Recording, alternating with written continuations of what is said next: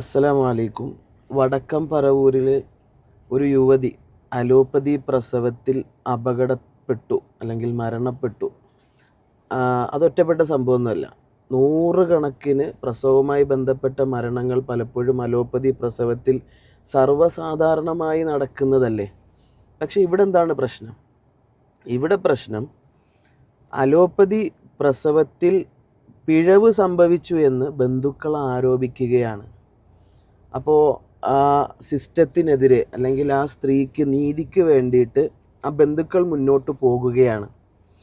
എനിക്ക് ആ പ്രിയ ബന്ധുക്കളോട് പറയാനുള്ളത്, ദയവായി നിങ്ങൾ അത്തരം ഒരു പോക്ക് തൽക്കാലം ഒഴിവാക്കലായിരിക്കും നല്ലത് എന്നുള്ളതാണ് എൻ്റെ എളിയ അഭിപ്രായം.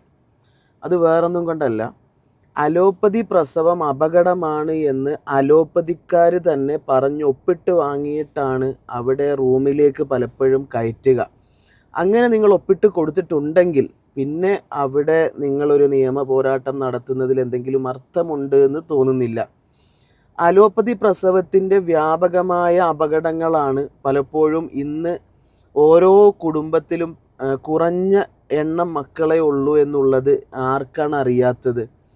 അതുപോലെ തന്നെ പണ്ട് കാലത്ത് വീടുകളിൽ സ്വസ്ഥമായി പ്രസവിച്ചിരുന്ന കാലഘട്ടത്തിൽ 15ഉം 20ഉം ഒക്കെ മക്കൾ ഓരോ കുടുംബത്തിലും കാണുന്ന സന്തോഷ നിമിഷമായിരുന്നെങ്കിൽ അത്രയും സുഖമായും സന്തോഷത്തിലും അന്നത്തെ ഉമ്മമാർ ആ വിഷയത്തെ ഏറ്റെടുത്തിരുന്നു എങ്കിൽ അലോപ്പതി പ്രസവത്തിൽ ഒരിക്കൽ പോയ ഒരു സ്ത്രീ പലപ്പോഴും വീണ്ടും ഒരു ഗർഭധാരണത്തിന് തയ്യാറാകാത്തത് അല്ലെങ്കിൽ ഭയപ്പെടുന്നത് എന്തുകൊണ്ടാണ് എന്നുകൂടി നമ്മളൊന്ന് പഠിക്കണം.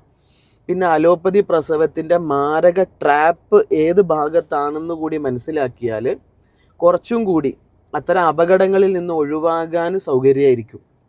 ലേബർ ഇൻഡക്ഷൻ എന്നുള്ളതാണ് പലപ്പോഴും അലോപ്പതി പ്രസവത്തിൻ്റെ ഗുരുതര പ്രശ്നം എന്ന തരത്തിൽ നമ്മുടെ ജുനൈദ് അഹമ്മദ് കുറ്റിപ്പുറം ഐഡൻറ്റിഫൈ ചെയ്യുകയും വർദ്ധിച്ചു വരുന്ന പള്ള കീറിയുള്ള പ്രസവം, അതിനെ പ്രസവം എന്ന് തന്നെ വിളിക്കാൻ പറ്റുമോ എന്നറിയില്ല, ഒരു മാതാവിനെ ഒരു മാതൃത്വത്തിലേക്ക് എത്തുന്ന ഒരു സ്ത്രീയെ ഉദരം പൊളിച്ച് കീറി ആ കുഞ്ഞിനെ പറിച്ചെടുക്കുന്ന ഒരു രീതി, സിസേറിയൻ എന്നൊരു ഓമന പേര് കൊടുക്കുന്നു, ഇതിലേക്ക് എത്തിക്കാനുള്ള പ്രധാന കാരണം ലേബർ ഇൻഡക്ഷൻ എന്ന് പറഞ്ഞ് കയറ്റുന്ന അല്ലെങ്കിൽ ആ ഒരു പ്രൊസീജിയർ ആണെന്ന് എത്ര പേര് ശ്രദ്ധിച്ചിട്ടുണ്ട്?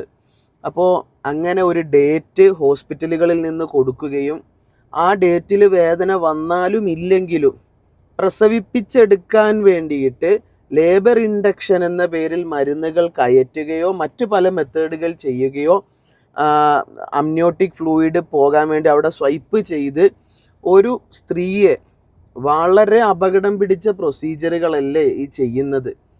അപ്പോൾ ഇത്രയും ഡേഞ്ചർ ആയിട്ടുള്ള പല പ്രൊസീജിയറുകൾക്കുള്ള ഒപ്പാണ് പലപ്പോഴും ഇട്ടുകൊടുക്കുന്നത് എന്ന് എത്ര പേർക്കറിയാം.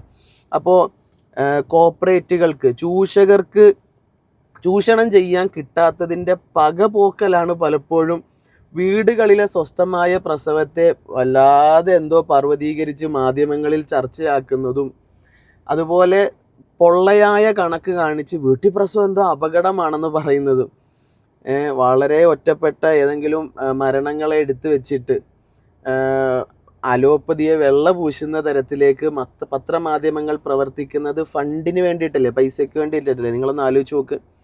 അതുപോലെ അലോപ്പതിയിൽ പോയി അബോർഷൻ ചെയ്യുന്ന, വയറ്റിനുള്ളിലിട്ട് കൊന്നു കളയുന്ന കണക്ക് നിങ്ങൾക്ക് അറിയുമോ? ഏകദേശം ഒരു വർഷം 10,000-ഓളം കുഞ്ഞുങ്ങളെയാണ് ഉദരത്തിൽ വെച്ച് ഇല്ലാതാക്കുന്നത്. ഈ ഒരു സിസ്റ്റമാണ് വീട്ടിലെങ്ങാനും പ്രസവിച്ചിട്ട് ആ സ്വാഭാവികമായി ഏതെങ്കിലും കുഞ്ഞുങ്ങൾ മരണപ്പെട്ടാൽ ഹോസ്പിറ്റലിൽ എത്താത്തതുകൊണ്ട് മരിച്ചുപോയി എന്ന തരത്തിൽ ഇവിടെ ഒരു പൊതുബോധം സൃഷ്ടിക്കാൻ ശ്രമിക്കുന്നത്. എന്തായാലും നിയമ പോരാട്ടങ്ങൾ തിരിച്ചറിവിന് നല്ലതാണ്, പക്ഷെ അതിൽ നിങ്ങൾക്ക് എത്രത്തോളം വിജയസാധ്യത ഉണ്ടെന്ന് അറിയില്ല. എന്തായാലും പരമാവധി സത്യത്തിന് വേണ്ടിയിട്ട് പോരാടുക. തിരിച്ചറിവിൽ നിന്നും ഇത്തരം ട്രാപ്പിൽ പോയി പെടാതിരിക്കാൻ വേണ്ടി ജനങ്ങൾക്ക് ബോധവൽക്കരണമാകട്ടെ. എന്തായാലും ആ ഉമ്മയുടെ, ആ മാതാവിൻ്റെ മരണത്തിൽ അനുശോചനം അറിയിക്കുകയാണ്. സ്വാഭാവികമായ മരണങ്ങൾ ആർക്കും എപ്പോഴും സംഭവിക്കാം. അതുപോലൊരു സാധ്യത മാത്രമാണ് എല്ലാ ഗർഭിണികൾക്കും ഉള്ളത്, വീട്ടിൽ പ്രസവിച്ചാലും ഉള്ളത്.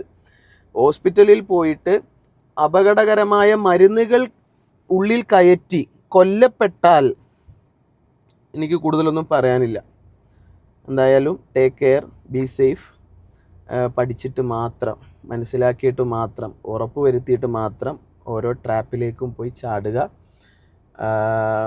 ഈ കൺസെൻ്റൊക്കെ എഴുതി ഒപ്പിടാൻ നേരം ചോദ്യങ്ങൾ ചോദിക്കുക. ഇത് അപകടമാണോ, ഇത് പ്രശ്നമാണോ, നിങ്ങൾ ഗ്യാരണ്ടി തരുമോ എന്ന് ഇങ്ങനെ ചോദിച്ചിട്ട് അവരൊരു ഗ്യാരണ്ടിയും തരുന്നില്ലെങ്കിൽ പിന്നെ നിങ്ങൾക്ക് സ്വസ്ഥമായിട്ട് എവിടെയെങ്കിലും പ്രസവിച്ചുകൂടെ? മരണമാണ് ഭയക്കുന്നതെങ്കിൽ അത് ഏത് സ്ഥലത്തും എവിടെയും എപ്പോഴും സംഭവിക്കാവുന്നതല്ലേ. അലോപ്പതിക്കാരുടെ കയ്യിൽ പോയി മാത്രമേ മരിക്കാൻ പാടുള്ളൂ എന്നൊരു ധാർഷ്ട്യത്തിന് നിന്നു കൊടുക്കേണ്ട ആവശ്യം ആർക്കാണുള്ളത്? അള്ളാഹു കാക്കട്ടെ. അസ്സലാമു അലൈക്കും.